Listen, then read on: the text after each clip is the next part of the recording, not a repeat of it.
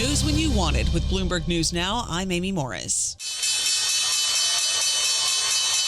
There it is, your closing bell for this Monday on Wall Street, where stocks wavered after President Trump escalated his tariff threats against the European and Mexico and Russia.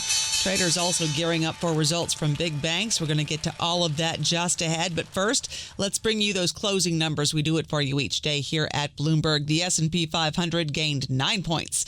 NASDAQ gained 55 points. The Dow gained 88 points. The 10-year Treasury yield at 4.43%. The 2-year yield at 3.89%.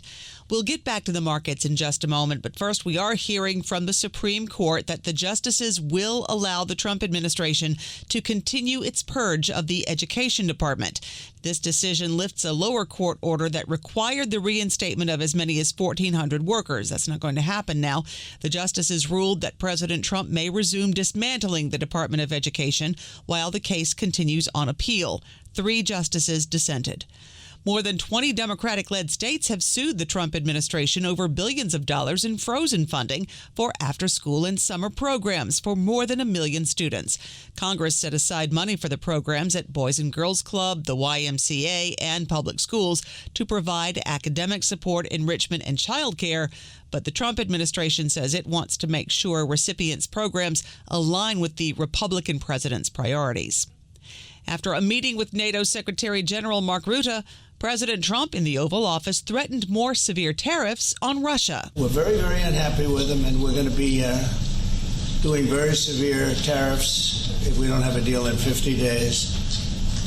Tariffs at about 100%. Oil slumped to a new session low after that threat. WTI now more than 2% lower. Brent crude down 1.7%. Trump says the U.S. will send weapons to NATO and NATO will pay for them. NATO Secretary General Mark Rutte says this new development should give Russia President Putin pause. So if I was Vladimir Putin today and hear you speaking about what you were planning to do in 50 days and this announcement, I would reconsider whether I should not take negotiations about Ukraine more seriously than I was doing at the moment. Rutte clarified the weapons from the U.S. will include Patriot missile batteries.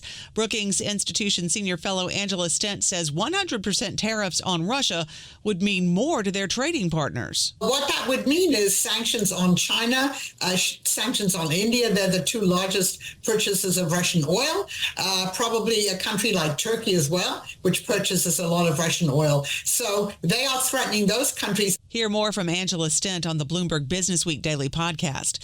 Cleveland Fed President Beth Hammack says she wants to see inflation lowered further before she supports a cut in interest rates. You've got inflation, which has made progress from above 7% right in the height of the pandemic to below 3%.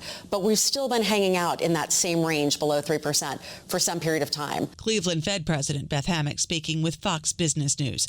9 people have died and dozens more are hurt after a fire at an assisted living facility in Fall River, Massachusetts. Resident Lorraine Ferreira says another resident woke her, not staff, to tell her about the fire. I got back in the room. It was filled with smoke.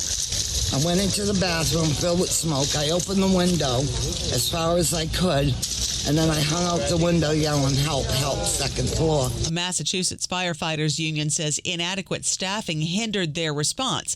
The firefighters in Fall River say they could have saved more lives had they had more manpower. Ice cream makers in the U.S. plan to eliminate artificial colors from their products by 2028. A group of producers pledged to voluntarily remove certain artificial colors, including red number 3, red 40, and others by the end of 2027. FDA Commissioner Marty McCary. Today, I'm announcing that the FDA is approving Gardenia Blue as a natural food dye with natural ingredients. FDA Commissioner Marty McCary adds that the government also plans to adjust the dietary guidelines in the U.S. to include saturated fat, which has been considered unhealthy for decades and a contributor to high cholesterol, obesity, and heart disease. The former governor of New York has decided he will run in the general election for New York City mayor after all. He released a video today with that announcement. As my grandfather used to say, when you get knocked down, learn the lesson and pick yourself back up and get in the game, and that is what I'm going to do. Cuomo will pledge to drop out of the race if polls show he's not the highest polling opponent for Zoran Mamdani by early September. That's news when you want it with Bloomberg News Now. I'm Amy Morris. Bloomberg.